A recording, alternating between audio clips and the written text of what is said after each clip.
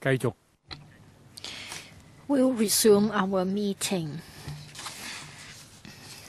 So item 6 on the agenda, facilitating the redevelopment of buildings under the Civil Servants Cooperative Building Society scheme.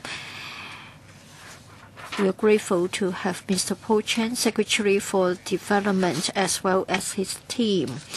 The list of attendees is already tabled, so I'm not going to introduce them one by one.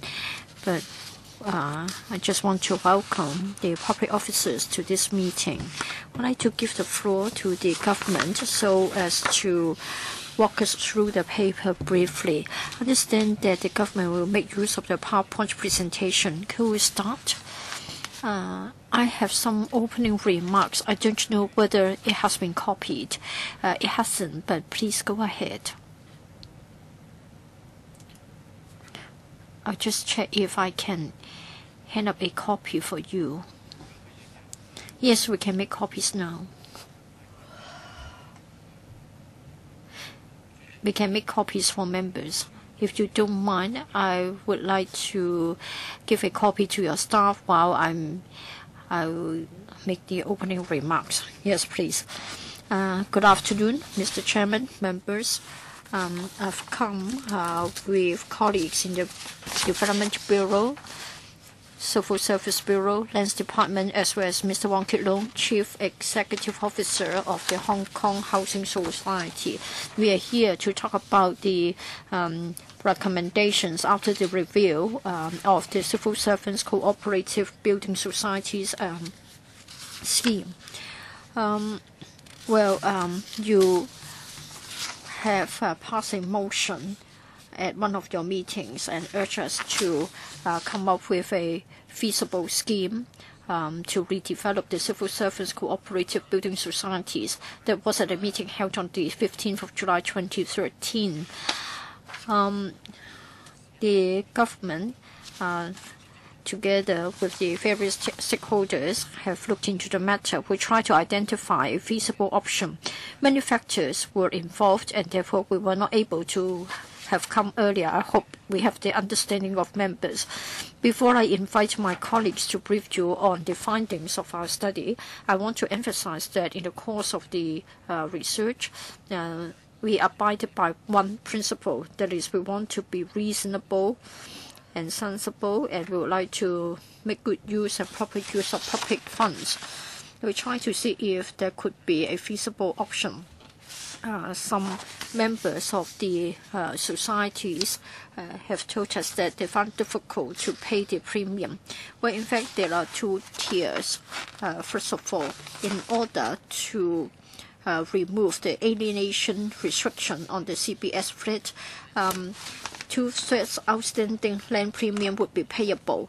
And then for the second level of the premium payable is in relation to modifying the terms of the land lease before the permissible gross floor area of the site can be fully utilized. For the first one, it is the amount of money owed to the government.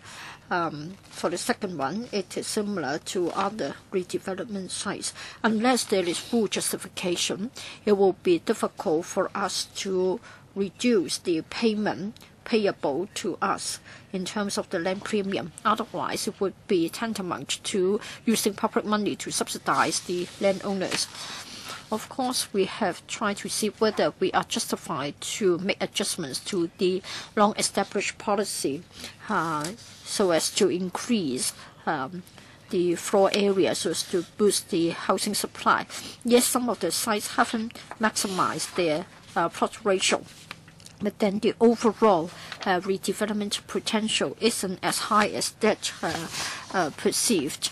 Among the 173 dissolved but yet to be redeveloped CBS, and they involved 178 sites. Roughly speaking, only 85 of the sites have a potential for redevelopment that would yield more floor area. For the 85 sites, we believe that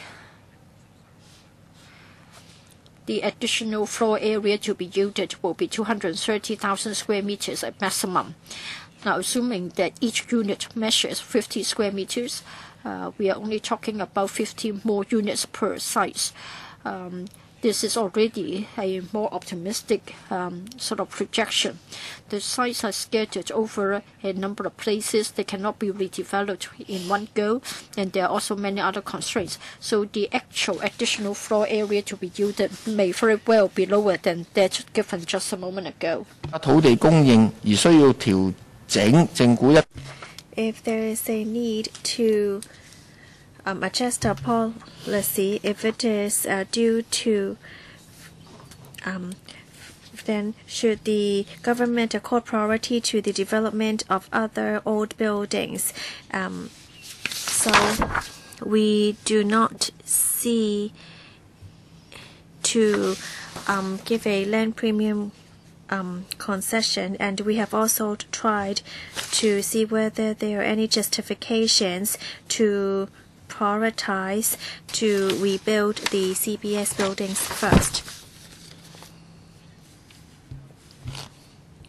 Chairman, some CBS flat owners had pointed out that there is a lack of basic facilities at the CBS buildings, and the buildings are quite old. But the same situation arises at other old buildings,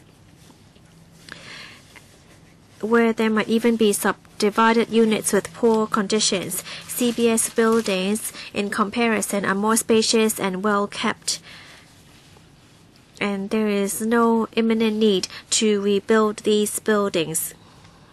And as shown in paragraph 8 of the paper submitted,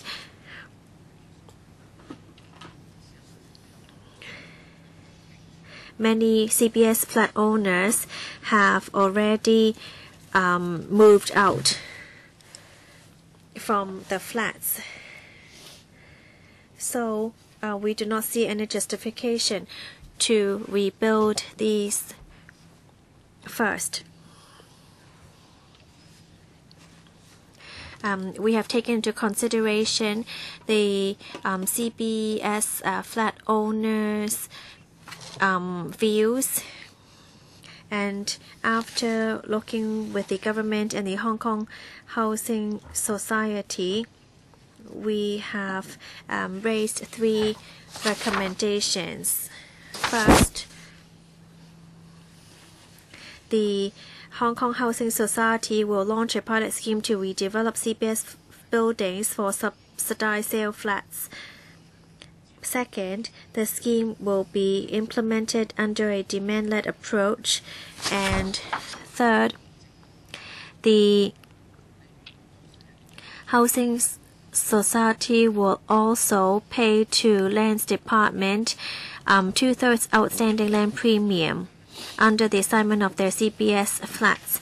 Now I'm going to give the floor to my colleague, who is going to share with you some highlights, and then Mr. Wong and other colleagues can also supplement. Thank you.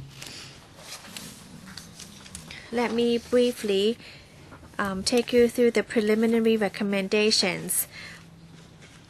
First, we have received the support of the HKHS to launch a pilot scheme. And of course, we hope to also look at the private market, and we can also look into plan by the Urban Renewal Authority. And then we will also look into adjustments from repaying the land premium. So this would be the framework the Hong Kong Housing Society will look into. First, look at a no-loss principle, meaning that in taking on a project, the Housing Society will expect that the gross receipt from the project will at least be capable of paying for all the development and acquisition costs and expenses. So this is what I mean by a no-loss principle. and after completion, it will become as subsidized sale flats. The scheme will be implemented under demand-led approach and will be for the owners themselves to initiate application to the housing society. And also, the site should not be less than 1,400 square meters, and then it must be suitable to subsidized sale flats.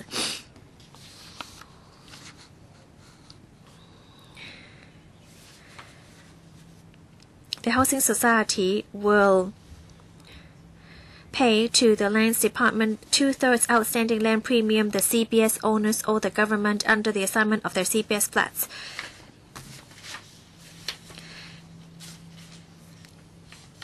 And the HS will also purchase the CBS flats from the owners at market price and may offer an acquisition price slightly above the market price, for example, about 10% above market for acquisition of these CBS flats. And where circumstances permit, the government may consider allowing the owners concerned to purchase the HKHS units from the flat for sale scheme secondary market. So it's similar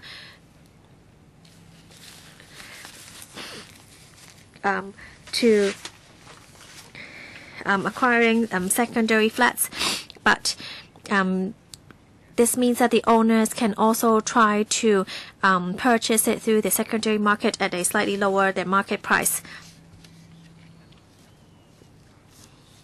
Well, let me share with you briefly how to pay the land premium.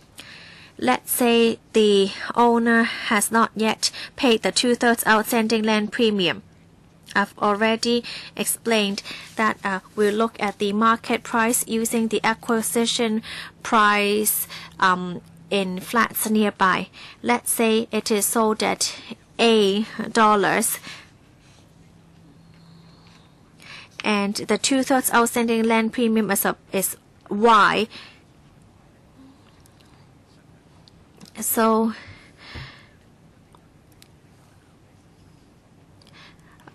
the price, of course, before you've paid the outstanding land premium and after will be different.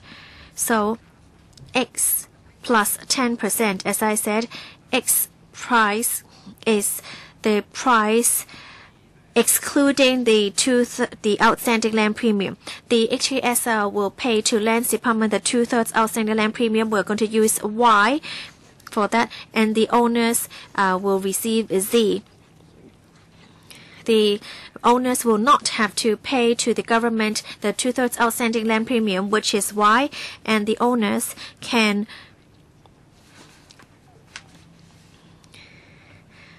buy the flat in the secondary market.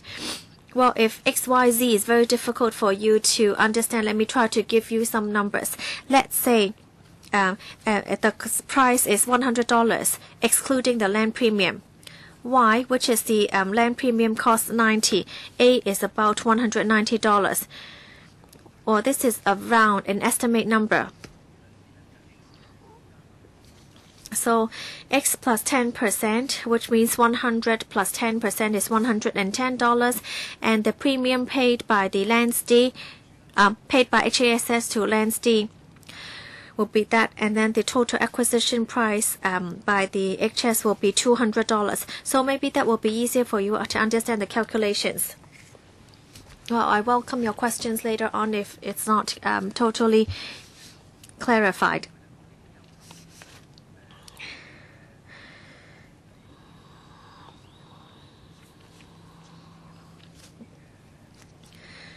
We have taken into consideration the 11 successful redevelopment of buildings under the CBS. They are all completed through the private market. There is now a facilitating service by the URA for CBS owners who have secured the consent of owners holding 50% or more of the property interest of the CBS buildings. They may apply to URA for facilitation services. and there's a company that once 80% or more of the property is acquired, then a joint sale of the properties to private developers for redevelopment will be arranged. And the CBS would not have to queue together with the other buildings. Instead, they would have a separate queue. In the past, CBS owners have also made this proposal. There are two levels of land premium. One is the 2/3 outstanding land premium owed to the government, and the other is for the other land premium concession. In the past, you might only pay one part of the land premium, and then you will pay the other only when it is being redeveloped. Some CBS owners said that many developers do not know how much land premium they need to pay. Therefore, the Lands Department has also examined the procedures. The developers can also ask to lease modification, and then can calculate the outstanding land premium together to redevelop the site. And the CBS owners will have a better understanding of the total land premium owed for redevelopment. I will stop here and see whether members have any questions. All right, now we invite members to offer their views. I suggest that each will have 4 minutes first. We have Miss Alice Mack, Mr. Lu Wai Kwok, Miss Zhang, Miss Leung Wai Kwok, Mr. Fong Kim Kay, Mr. Alan Leung, Mr. Paul Tse, Mr. Yu Si Wing. Miss Alice Mack, please. Oh yes, we support this proposal because we'll be able to have land in the urban areas to build subsidized flats, because what we now lack is land, and it's even more difficult to find land in the urban area. This can help CBS owners and can also assist us into providing more subsidized flats. I've reviewed the 3 recommendations given by the government. I'm not sure how feasible they are. The Housing Society said they're going to use the no-loss principle. Well, you need to acquire this with a market price. You also need to pay the land premium. You also need a 100% owner's participation. Those in the private developing market will know that 100% would mean that you will be able to change the covenant.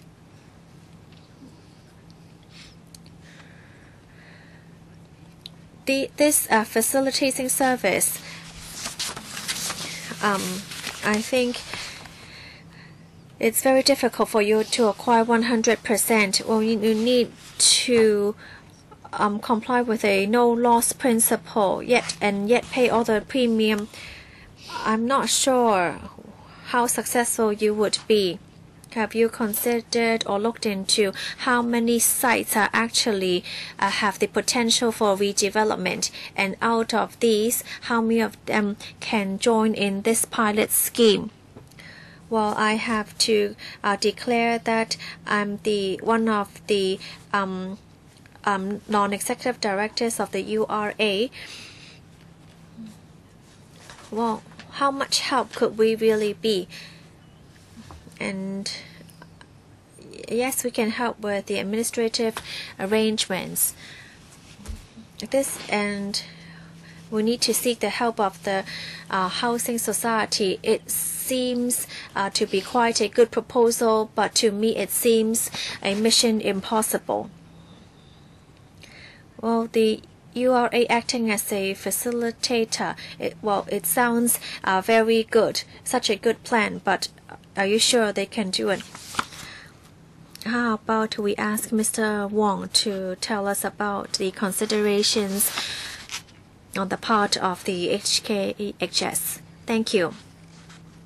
Housing society is a self-sufficient organization, so we must adhere to a no-loss principle, which means that when taking on a redevelopment project, we expect that the project will be capable of paying for all the development and acquisition costs and expenses. We will take on all the risks ahead. We hope that there would be 100% consent from the owners, because this kind of scheme is different from those in just the private market. If a small number of civil servants are unwilling to move out, we do not think that we should force them into doing so. We will still not be able to force them to move out even if we are only talking about a minority of owners. It will be very difficult for you to acquire the building if that's the case. Of course, we hope that there would be a successful case. This is a pilot scheme. We hope that once this is pushed forward, we'll be able to give you more details next year and to show you successful cases as soon as possible. What about the URA's scheme? If I may supplement, Mr. Mack asked whether it would be feasible and why would it be that the private sector would not have taken it over. Well, in the case of subsidized sale flats, the land premium to be paid would be half of it. So in this case, it means that it will become viable in some cases. The URA. Yes, for the URA, even in the case of the facilitating services pilot scheme, we still have to assess the state of repair. For CBS developments, usually the maintenance is good. Now that we are proposing a dedicated queue, in this way, it stands a high chance of being taken up by the URA. Dr. Low. I think it is good for the government to adopt a more open-minded approach. This topic has been in the public domain for discussion for quite a period of time. Many CBS owners are having a lot of grievances because the design of the flats may not meet the needs of the elderly CBS owners. It is making accessibility difficult. Now, they hope that more choices will be available. Now, you're saying that perhaps they are able to purchase the Hong Kong Housing Society units from the flats for sale scheme secondary market. I know that there are flats for the elderly, and you have services for the elderly. I have visited such developments, and I think they are good. For the CBS owners, they took part in the schemes many years ago. They have become senior of age, so they may need to go for alternative accommodation.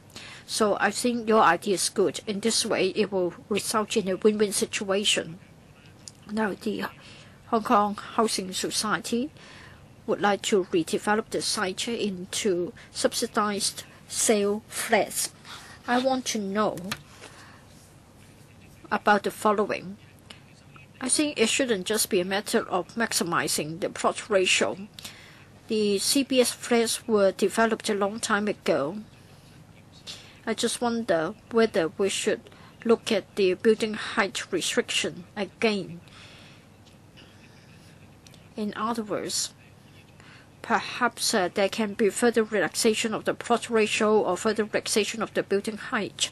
In this way, the potential will be even greater. Of course, I'm still emphasizing that it should be for subsidized sale flats, not private flats. I think if you have further relaxation, it will be good. So I wonder if you will agree with me that in this way it will result in more gains for everybody. Mr. Zhang. Thank you, Chairman. Thank you, Dr. Low, for your proposal. Certainly, we will look into the matter.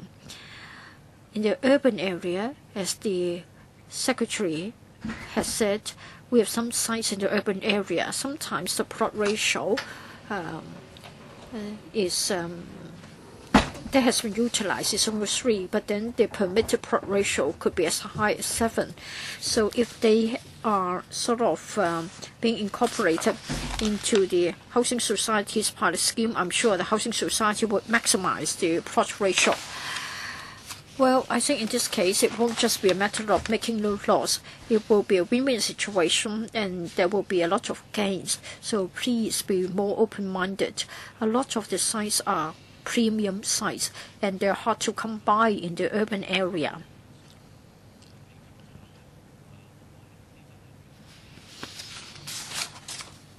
Probably the original plot ratio was on the low side. So I hope that you will have the 100% participation of the owners, and I hope that when you do get that 100% participation, please review the plot ratio permitted, and then we will get quality flats, and the flats will be sort of compatible with the neighborhood in a green environment. Thank you. Next, Ms. N. Zhang. Thank you, Mr. Chairman. For the CBS, I think it is something unique to Hong Kong. They are occupying prime sites in the urban area. Now, sometimes the elderly people can no longer climb the stairs, so they have been left vacant. Some of them have already emigrated. They're not in Hong Kong. They don't have the money to pay the outstanding land premium. Of course, they cannot lease it to anybody in the street. They can only lease it to CBS. They can only lease it to civil servants. Some of them don't have lifts, and then no one will be interested to climb the staircase. Therefore, we have this scenario. We have got flats that are vacant, and yet there are also people who find it difficult to get accommodation. That's why I've said that this CBS is something very unique. Of course, we know that sooner or later we have to deal with this problem. I welcome the move from the government. I think it will be welcomed by the community at large, because sometimes some of them may become an eyesore, and they should have been redeveloped into taller buildings. Now we're talking about redeveloping them into subsidized housing. It would be good news for those in the queue for public housing. However, it seems that the requirements are very vigorous. Now, we don't want to have double standards. When you make a proposal, we have to find out whether it is acceptable. Now, had I been a CBS owner, say, imagine that I'm a CBS owner, I'm getting old, and yet I don't have money to pay the outstanding land premium. I am afraid that the CBS owners will be worried. First of all, you need the 100% owner participation. It will be difficult, as pointed out by my colleagues. Secondly, the price.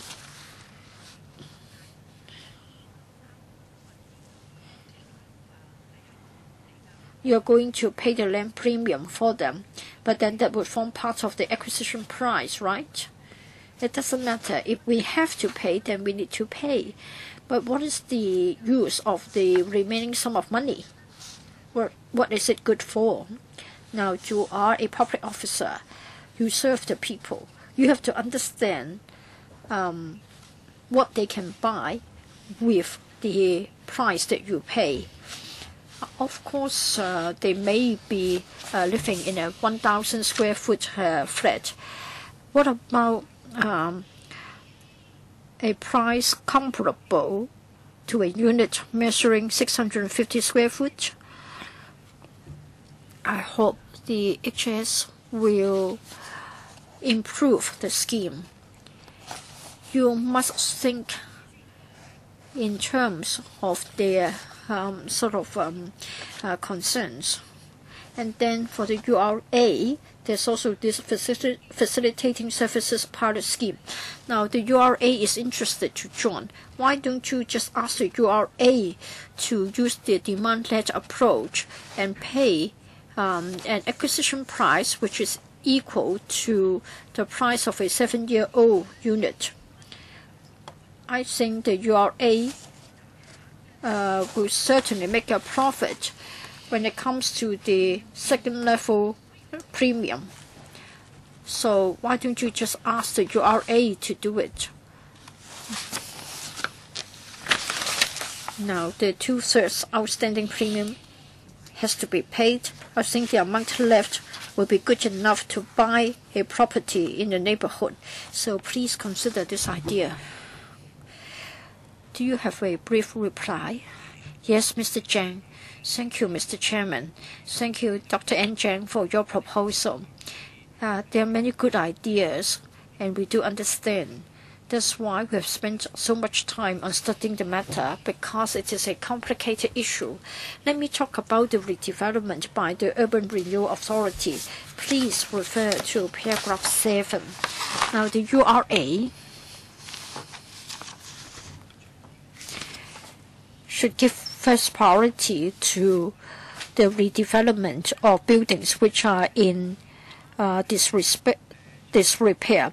But just now you said that they can have a designated queue. But then that's very different in the case of the facilitating services. But because the URA has a subsidiary, it will assist the owners in finding a developer. Just now, you were referring to the URA using its own resources to redevelop. It means that the URA has to plow into its own resources to subsidize the owners. So you have to have very solid policy justification. As the Secretary has said, the CBS flats are not in a very poor state. Had it been the case, you could have followed the queue for demand-led schemes. In fact, CBS owners can have this channel. Why must you insist that it must be in a very poor state of repair? Please do not have a dialogue among yourselves. Your time has run out. If I may follow up on one point. Is it possible to lease the flat? No, it cannot. According to lease conditions, you cannot lease it to somebody else, not even to fellow civil servants. No. Next, Mr. Leung Kwok Hong.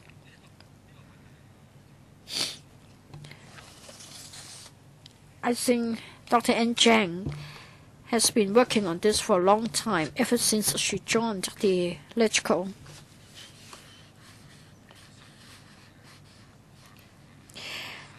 Mrs. Carrie Lam would like to revitalize the industrial buildings. She would like to have modern subdivided units. Of course, it cannot be done. It should not be done. So I think it is something similar. Probably you are merely paying lip service to the Secretary. Please do not have a debate among yourselves. It doesn't matter. I don't mind as long as it is good for the public. Members, please do not talk among yourselves. I won't take her to task. She's being unreasonable. Well, let me say this.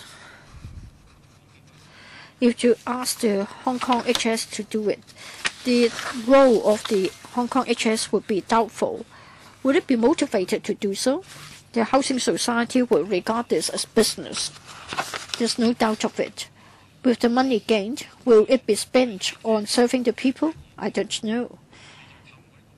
Now, what you're trying to do is to persuade the CBS owners to join the scheme, and then there will be a second-hand flat from the Hong Kong HS because they are allowed to buy from the secondary market.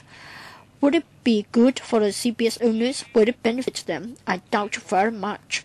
And then the Secretary for Development has said that at most there will be 15 more units, despite all the efforts.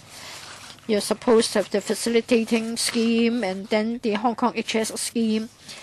Why don't we ask the government to buy the property, pull it down, and then rebuild it? You just do it on your own and then work on all the 85 sites. Do it in one go, quickly.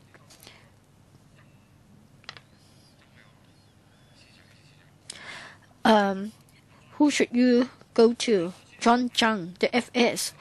There's no point setting aside so much money. He has set aside $200 billion. Why don't you buy the property? Maximize the plot ratio. Redevelop the site. For the CBS owners, of course, the buildings are not equipped with lifts. So I think it will be good news for everybody. Do it quickly. Have it completed quickly. Don't make it too cumbersome. You have to do a lot, but in the end, you just get a second-hand flat in return. Will it be acceptable to them? Well, to a certain extent, some would welcome a HOS flat because it is just the same. I think this is the best way to go about it. In this way, there will be more subsidized rental flats. And of course, I will support you. So do it quickly. Don't drag it for so long. You can't even finish it before the end of CY Leung. If not, I mean, you can seek the assistance of the banks. It's the same. Secretary, can you think about that? Well, thank you, Mr. Leung Kwok Hong, for your question and for your recommendation. The housing society will comply with a no-loss principle, but they're not seeking to make great profit out of these projects. That's the first point. The 50 flat, which we mentioned earlier, is the number of 85 units per site. For the government to use public funding to subsidize, we believe that it is quite difficult because most of the resources will be put in redeveloping the old areas. And the recommendation by the HS actually does not need to use public funding. Mr. Frederick Fong. Well, yes, I visited the HS, the URA, and even found a private developer to help the redevelopment of the CBS. But then the government was not in support of that a few years back, and nothing could be done out of it. Now, this scheme, compared with what I proposed 7 years ago, is only a very small step forward. In the past, I couldn't seek the help of the HS, but now the government has the support of the HS. But the difficulty lies in that you need 100% consent of the owners. We talked to this couple of CBS back then, and no one of them had 100% consent from the owners. If they were, we would have done it long time ago without waiting for you. You can only buy secondary flats by the HS after completion. Can the government give us another example? I'll use Sam Shui Po as an example. Let's say they use your calculation method.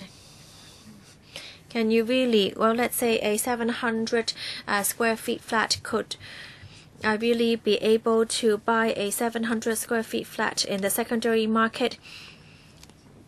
And how much money do I have to subsidize? Or how much money do I have to fork out? Now we're talking about 12,000 to 14,000 per square foot in Sam Shui Po. I mean, a few years later on might even cost 20,000 per square foot. And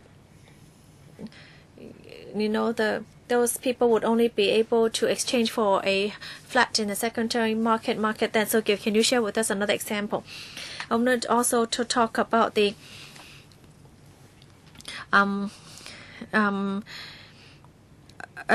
Urban Renewal Authority.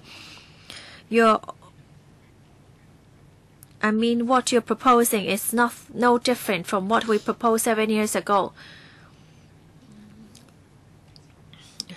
You're only the middle person right now to seek the services of a private developer. I was able to do that 7 years back. I didn't even charge anything. Well, I'm not going to tell you the name, but I could help make an introduction for you if you really need it. I'm just saying that, what you propose is not attractive.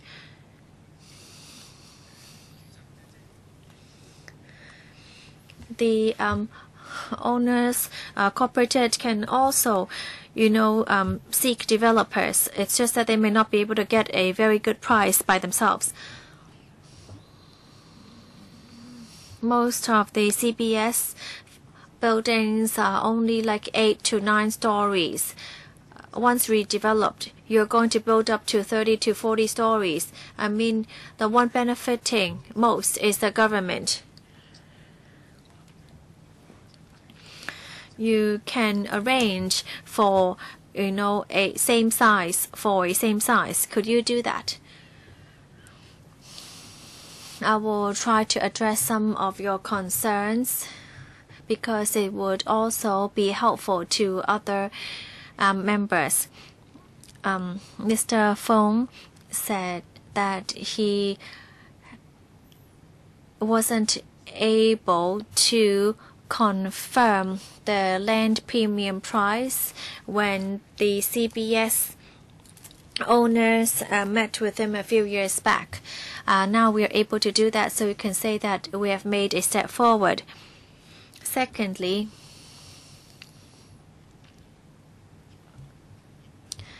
what are the benefits of redevelopment?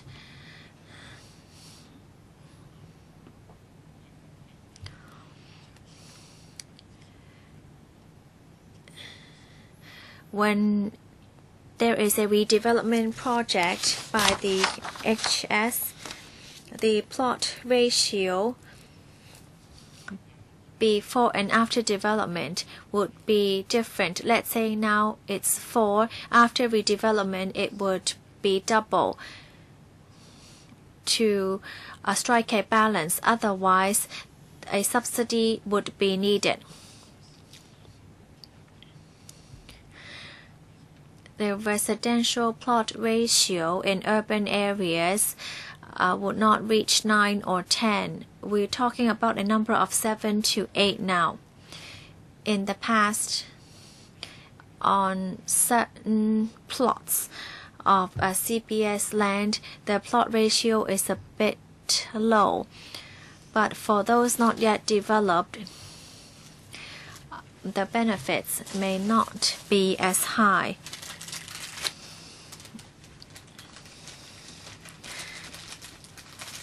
CBS owners with a 700 square feet unit, could they still exchange for a same size flat afterwards? Well, let's take a step back and look at the overall picture.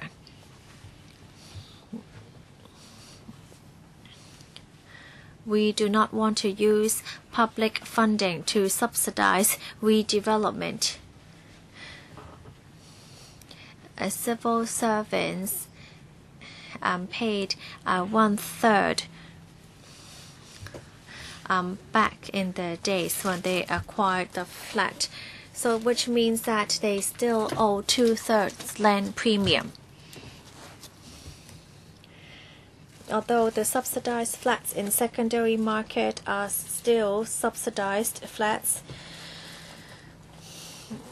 but it still wouldn't reach the amount of 2/3 land premium. So it's impossible for an owner to exchange for a same size 700 flat.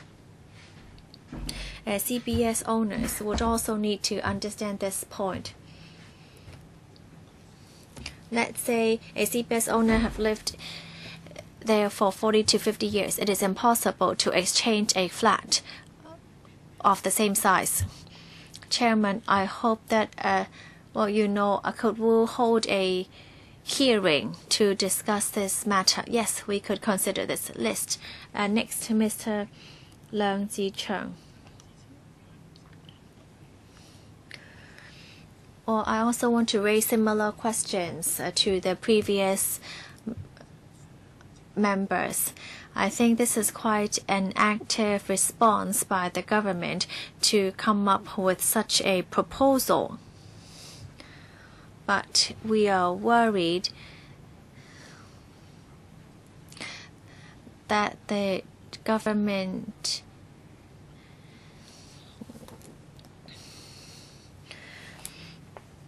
has so many proposals, but why are you not subsidizing this time? The private companies or the redevelopment projects, they could all be under consideration.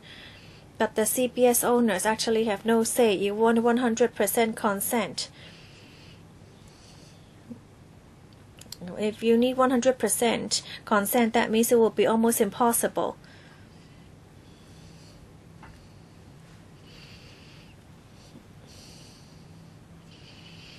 Would you be able to accept it with a 80% agreement?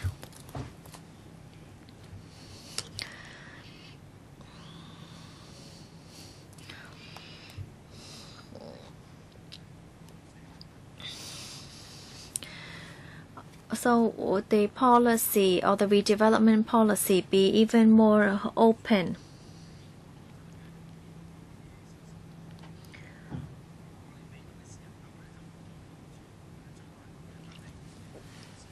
But private flats go through the private market for retired civil servants. They would have more options.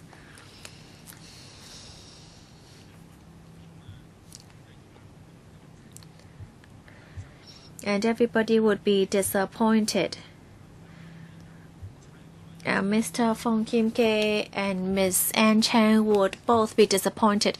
The government cannot help its own colleagues because it is not an attractive option.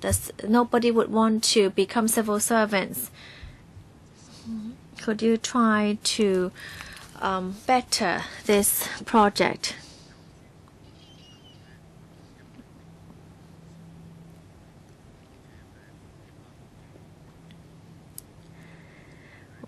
Oh, I would ask Mr. Wong to tell us about. Thank you.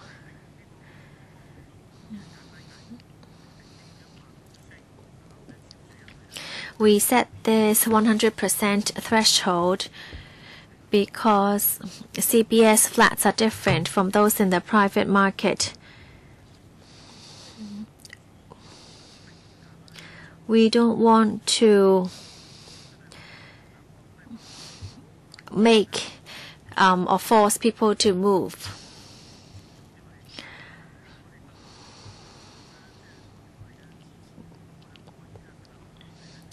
And we don't want to do this.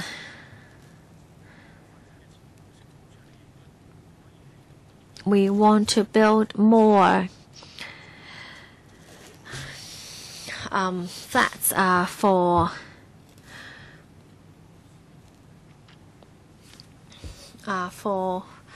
the people. So how come you're not able to do that?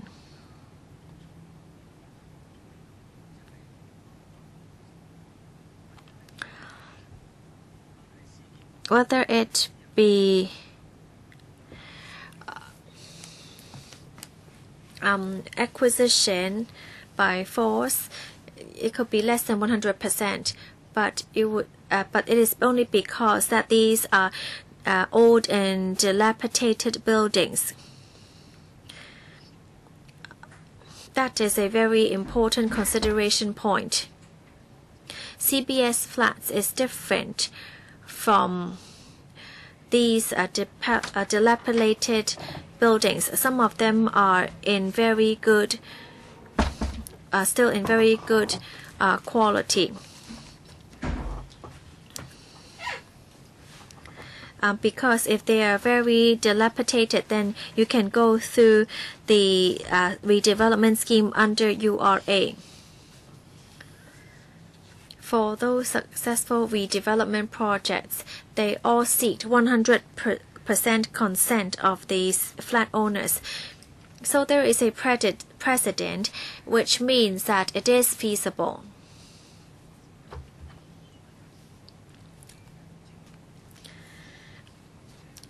We know, and as it is also stated in paragraph 7, the URA help redevelop sites, and mostly they develop old and dilapidated buildings. We have heard comments that CBS buildings are more spacious and better and of better quality. So many have asked why we don't put our priority in the more dilapidated buildings. But we are not only looking at CBS buildings. We also need to look at the overall picture to see whether there are any justifications to take down CBS buildings first. Mr. Alan Leung, oh, he's not present. Mr. Wu Chi-wei, please.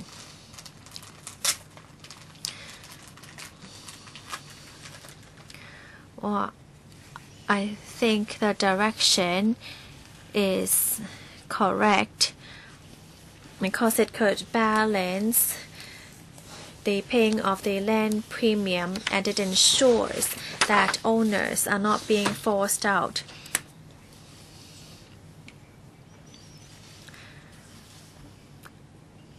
Similar flats with subsidies are not only limited to these flats. Flats of home of HOS are the same. If you care to go to Yau Tong Center, you can see that it is quite dilapidated. So not just CBS buildings are in this category. We have also got HOS buildings which are in more or less the same condition. So will the Hong Kong Housing Society consider such redevelopment schemes as well? Moreover, for the pilot scheme, the owners are confined to buying the HKHS units from the flat for sale scheme secondary market. I want to know why we cannot go after the Housing Authority HOS units for which the premium hasn't been paid. I just wondered if this is feasible as well, so that the CBS owners will have more choices. For the Hong Kong Society units in the secondary market, is it very active? Will there be a lot of choices? Let me try to answer this question. You always think that the Housing Society will be assigning a secondary flat to the CBS owner. No, this is not the case. We'll offer an acquisition price, and then the CBS owner can buy a flat in the secondary market of our scheme. We have got 10,300 units in that market.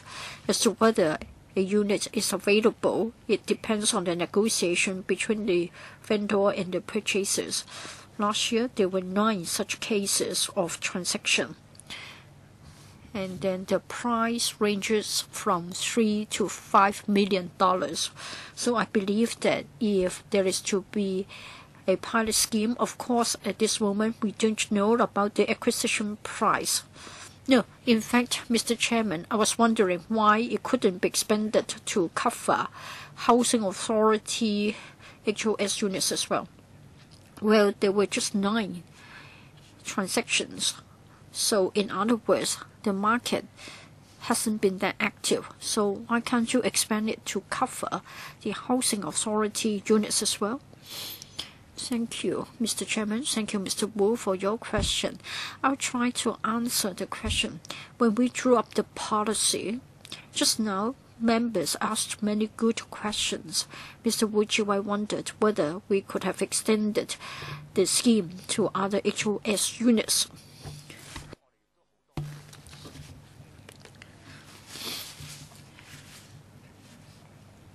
If we offer such arrangements to the CBS owners, then we are expected to offer the same to other property owners. For the CBS properties, of course, we have been told that there is such a demand, and that's why we are thinking of a pilot scheme. So for Mr. Wu's question as to why we are not expanding it to cover HOS units as well, well, it's a matter of striking a balance. For subsidized flat, sale flats, they are precious assets, and they are for the lower income groups.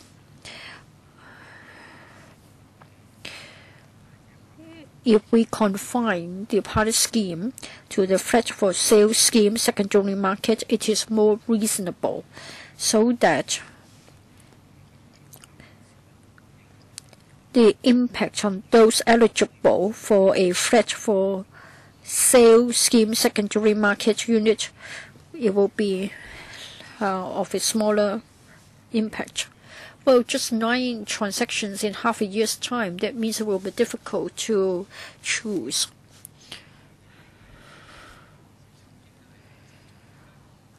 Mr. Paul Chair, I think in one way or other, CBS owners have approached us to help them. That's why Dr. N. Zhang, Mr. K.K. Fong, and myself, as well as other members, have been approached by the CBS owners. It is, of course, a matter of striking a balance. Many citizens have said that civil servants used to enjoy a high level of pay and they have job security. Now, even upon retirement, they're still benefiting. And it's been pointed out that there's no justification to help them. I can understand the sentiments. Now, as a civil service benefit, of course, you may be right to say that civil servants enjoy job security and good salary, but then this is one of the ways to keep the government clean. Please do not try to address the issue from abstract fairness. Otherwise, at the end of the day, it won't be fair to them. They have had commitments towards Hong Kong. They have taken part in the building of the Society of Hong Kong. If we can result in a win-win situation, especially when we are trying hard to find land, I think the proposal is constructive. But I'm afraid that when it comes to the feasibility of the proposals, there are indeed many concerns as to whether the proposals can indeed help the owners. Perhaps you can further improve your proposals. You have got some initial feedback from the retired civil servants. So I will urge you to adopt an open mind. Please start your consultation as soon as possible. Please try to sound out the CBS owners in the 100+ sites. Some of your proposals may very well be feasible. We have been told that probably, on average, it would only yield 50 more units per site. Of course, it is not on the high side, but then we respect the civil servants. They did contribute a lot. Many of them have become old, and if you expect them to continue to live in buildings without a lift, it is quite hard on them. Of course, some other citizens are also having a very hard time, but I'm sure the civil servants who are present here will also try to be we try to help the CBS owners. I think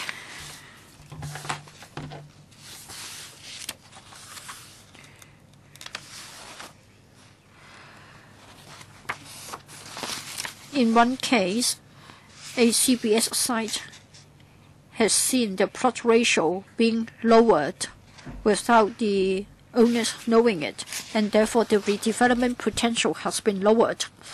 I hope that in due course I can talk to the relevant officials. It is a prime site, and we are talking about 60,000 square foot. It is quite a large site. Any comments from the administration? No? Next, Mr. Yu. I support the scheme. You have good intentions, but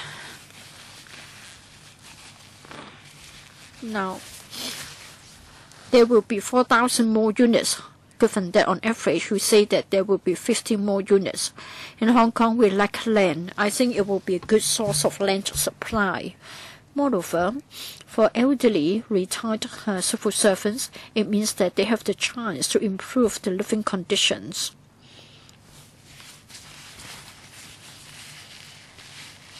You have got good intentions, but it will be difficult to see that you are providing adequate incentives.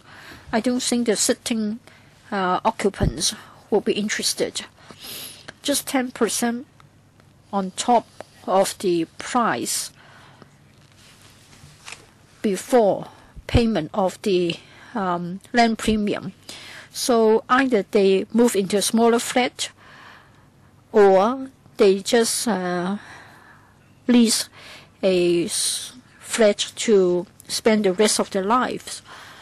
So it would not be attractive enough. Just now, Mr. Poche has referred to the question of fairness. And then, of course, you have the principle of no loss. With so many constraints, I don't think the proposal is really that feasible. Now, you have talked about a no loss principle, but are you going to look at it project by project or the scheme as a whole, so that there will be cross-subsidies? If you insist on no loss on the basis of each and every site, it would be very difficult. So what do you mean by the no loss principle? The scheme as a whole, or on the basis of individual sites? I think you need to be more open-minded. And then for the CBS owners who are offering their site, you have said that they can get a flat from the secondary market from the flat for sale scheme. What about giving them a priority in applying for HOS unit? Now, for the CBS owners, they're elderly civil servants or retirees. Some of them would rather leave it vacant than sell it off. It is a waste. If you can let them have a better living environment, they will be more interested. So I think with your good intentions, you should try to improve this proposal so as to result in a win-win situation. Secretary, as to whether the no loss principle should apply to the scheme as a whole or to individual projects, maybe I would like to defer to Mr. Wong. Mr. Wong, at this moment, it will be difficult for us to guess how many projects will emerge. So we have to apply the no loss principle site by site. But then if we have a number of sites indicating interest, then perhaps we can be more accommodating. Now, for civil servants, they don't need to pay the premium when they want to buy a flat from the flat for sale scheme. So this is already at a discount.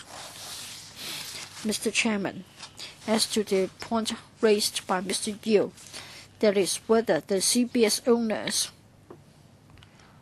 who are civil servants or former civil servants, whether they are able to be given a preferential treatment in buying an HOS unit or queuing up for a public rental unit. I think it is difficult. As you know that in Hong Kong, there are many people waiting to be housed. They're eligible, but it isn't yet their turn to get a HOS unit. Whenever HOS flats are available for sale, many people queue up to put in their application forms. So given the tightness of the supply, it will be difficult to be biased towards the CBS owners. 主席。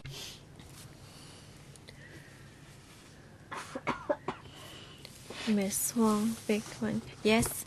Hi. I've also seen some of the CBS owners in To Kwa Wan. I'm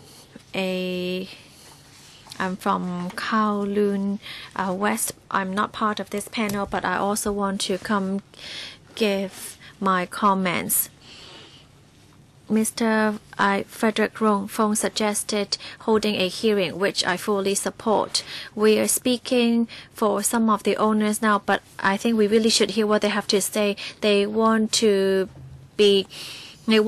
exchange for the same size flat.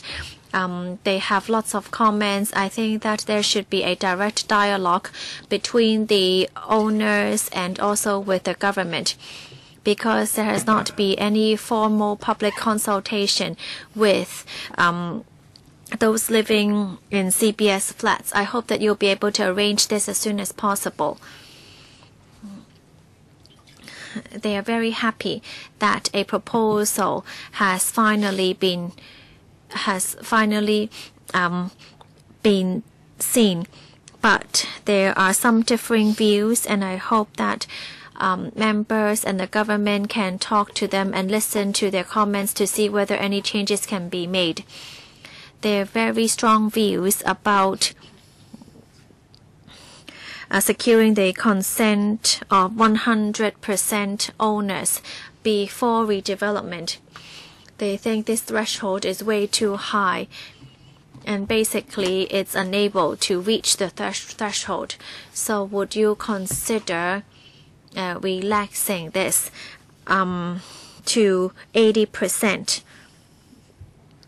If you set the requirement to be so high at 100%, then you are not going to see any successful cases. Is this threshold fixed, that it can't be touched? Yes, Mr. Wong. 100% threshold will be difficult to concede to, because without 100% consent, we're not able to redevelop. And we cannot release the full potential of the land. There are no other channels for us to seek acquisition. Therefore, this is the only one threshold. What would you consider? Because if you say, that there are to be no adjustments, well, some people are missing. You can never find them, and they're not going to agree.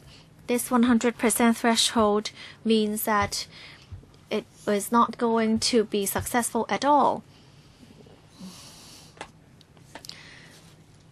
So must it be such a fixed threshold? Well, we can take another look, but our view is very clear. We hope to redevelop the site, but without 100% it will be difficult, and therefore it would be difficult for us to concede under this principle. It's not impossible.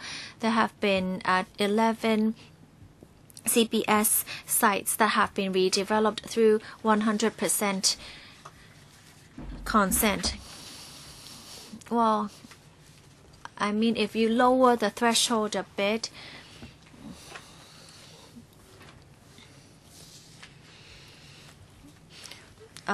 because the building is quite old and dilapidated, and it could be done, perhaps you could consider lowering the threshold.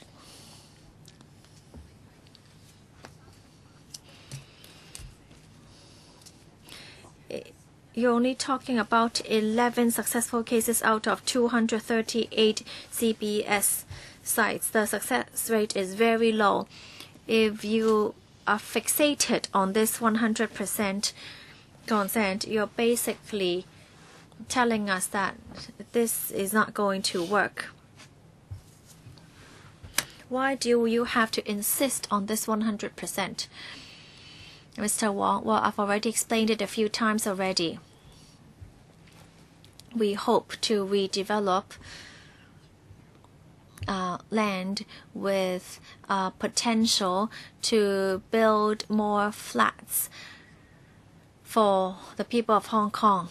Without 100% consent, we're not going to redevelop because it is very difficult.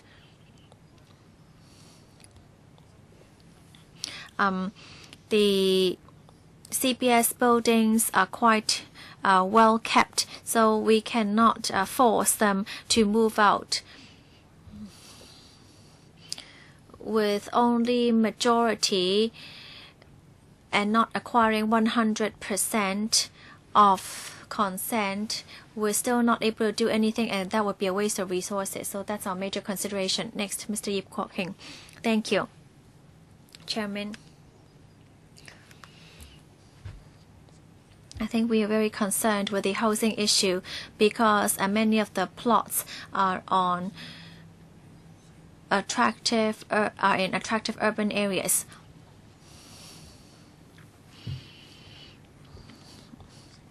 It is appropriate to take the first step, or at least, making some small steps forward. There are many such CBS buildings. The successful case is Belchers, because there is huge potential for development. There was huge incentive back then, but now the incentive may not be as high.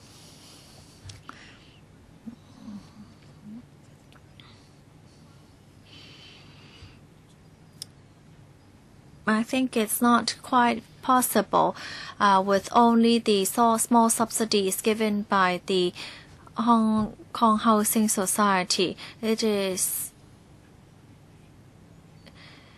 related to our policy.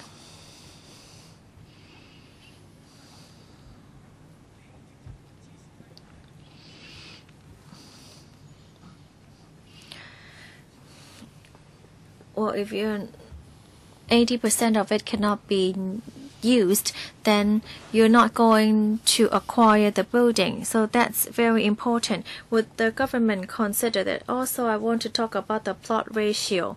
The return rate is not very high. If you're only going to double the number of flats, would that be enough? You could only maintain it at around 8 to 9 stories. If that's the case, redevelopment value will not be high. So, I mean, people are very realistic. If you're not able to buy back something of similar size, then why would they sell their existing flats?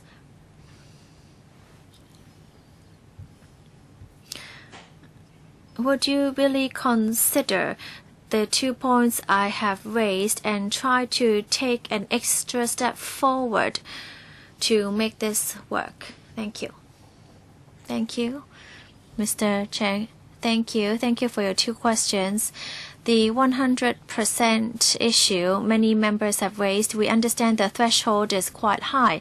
However, through the URA or through forcing owners to move out, we would need to make sure that the buildings are old and dilapidated buildings. The Lands Department will consider whether the buildings are already very dilapidated. CBS structures are a bit different from old buildings because we have to consider the welfare of CBS owners. There are 500 current staff or current civil servants who are still in service. And this is actually a benefit or actually a housing benefit for the civil servants. We cannot force them to move out. Is this something we want to see?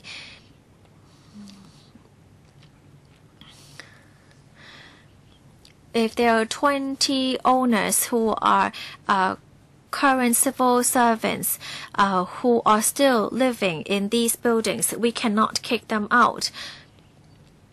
Therefore, we need to see a 100% consent. You also asked about the plot ratio issue.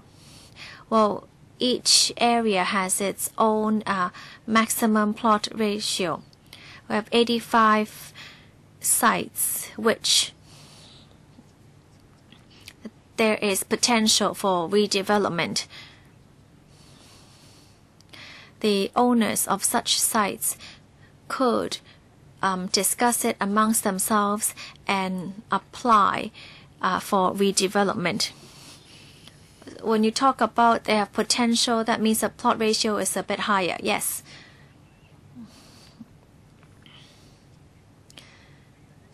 The plot ratio for these 85 sites would be double or higher, and so the HS would not need to lose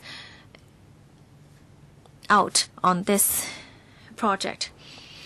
Well, we've taken a step forward, but some may be of the view that you've only taken a very small step. Do you really have to fix the consent of owners to be 100%? Now, some members have just suggested relaxing the threshold to about 80% or so. I don't think we should set such a fixed threshold because we do hope for redevelopment. The no loss principle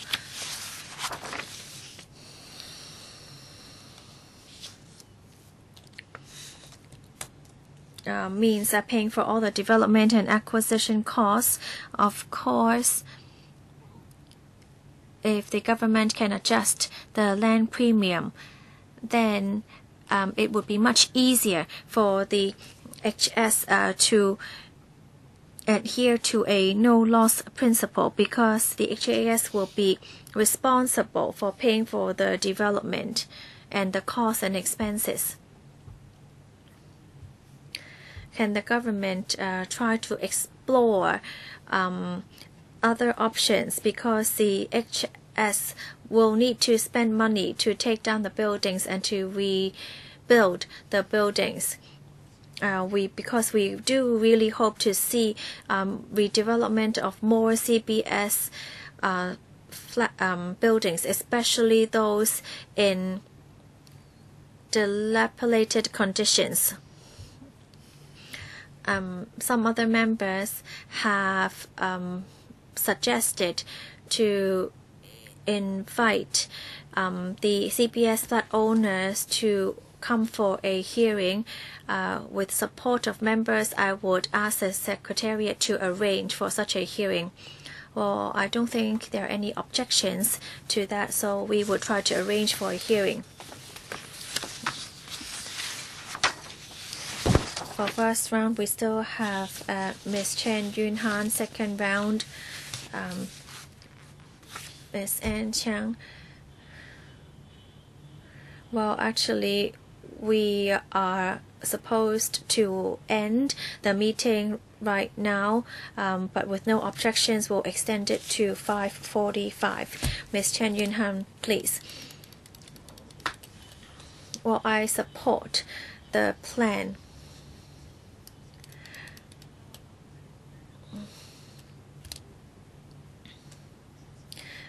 Most of them living in these buildings are also in support of the plan. But the 100% consent is really hard to achieve.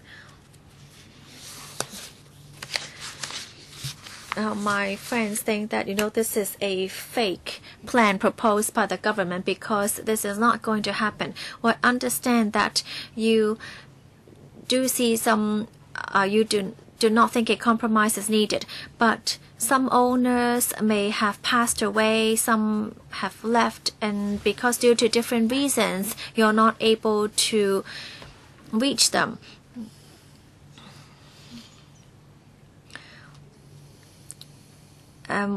We welcome what the government is proposing, but you do need to relax the 100% consent. I know members have asked this question, but I do still have some queries regarding the 100%. Secretary, 100% or what? Many members have raised this idea. Yes, I think 100% would become a curse, and I hope that this can be resolved. Could you take up this question? Mr. Chairman, for the threshold, as Ms. Chen Yun Han and you, sir, have said, it is very sort of crucial. I will ask the HS to explain. I'm not going to repeat the points. In the case of CBS buildings, if they have become dilapidated, and if they would like to apply to the URA under the demand-led scheme, yes, they may do so. But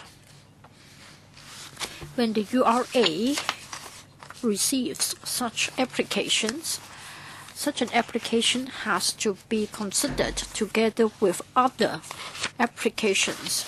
So I dare not say whether there will be more urgent cases. During the last round, the URA did receive an application from a CBS site. But by comparison, of course, other applicants were accepted instead.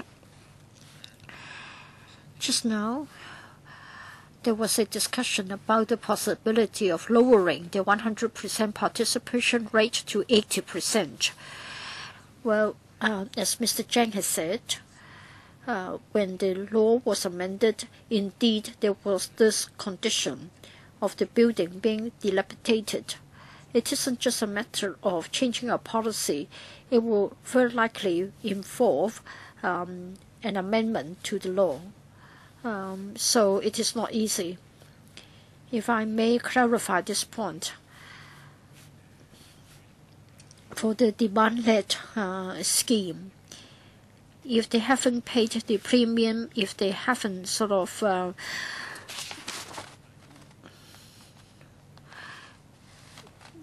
dealt with their lease, will they be given the same priority or not? Well, first of all, they must have the ownership first.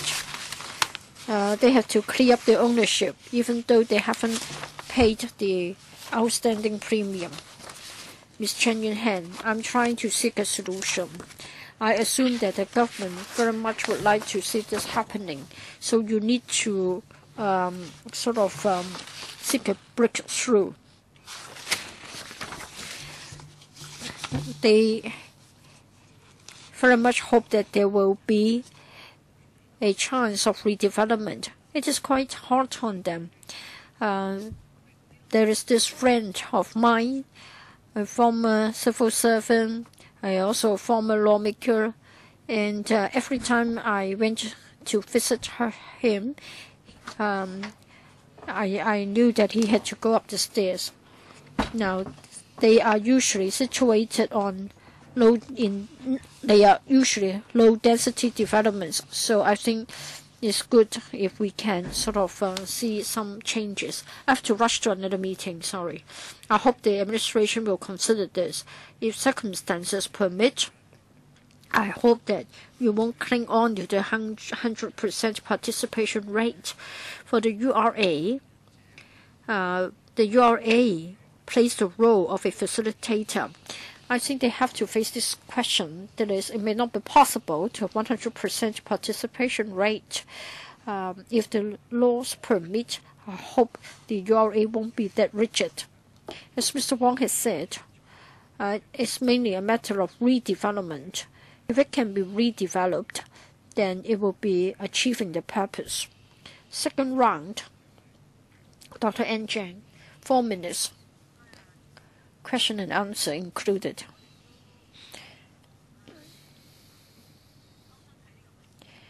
When I first read the paper, I thought that the government was being helpful, was trying to be helpful. Later on, I tried to talk to the CBS owners. Then I was told that it was something like mission impossible to have 100% agreement. If only 1 or 2 households among 100 would not give consent, then the plan will fall through. So the government should not have come up with the 100% participation requirement if the government is being sincere and determined to help. So you really have to resolve the requirement of 100% participation.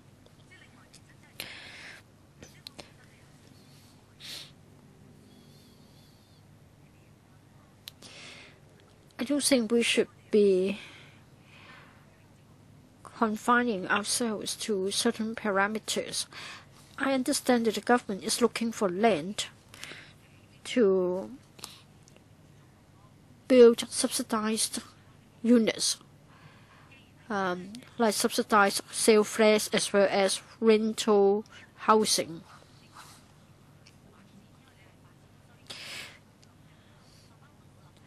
Please don't talk about redeveloping buildings which are dilapidated. I think the government can resume their sites. Now, for your government offices, they used to be in good shape, but then for the sake of development, you could develop it. The government could always have a say. So please find a way to buy the properties. I think the government can resort to different options. As long as you rehouse them properly, then it will be fine. And then the government can also provide more subsidized units for those who are in need. I think it's a good thing. Of course, I can appreciate the difficulties faced by the housing society, and the URA has also got its own problem. Now, for Northeast NT, you have been able to resume the site, even though it is covering a huge area. So, Secretary, I think you have to think of some solutions. We have talked to the CBS owners. They are glad to see that the government is thinking about a solution. If you don't resolve this problem now, you will have to face the problem 5 years or 10 years down the road. But then by deferring a solution, it will just get worse. and it will be difficult to locate the owners, and then the children might have emigrated. So we should all put our heads together to find a solution. We may not have adequate time here.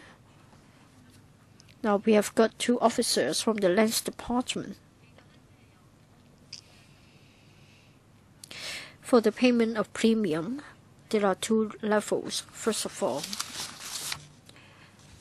it is sort of paying the outstanding land premium for land bought 50 years ago. But is it the price prevailing at the time of purchase plus interest, or the current market price? If it is the latter, then it will be very disastrous. So, do you have any sort of solutions? Ms. Chen.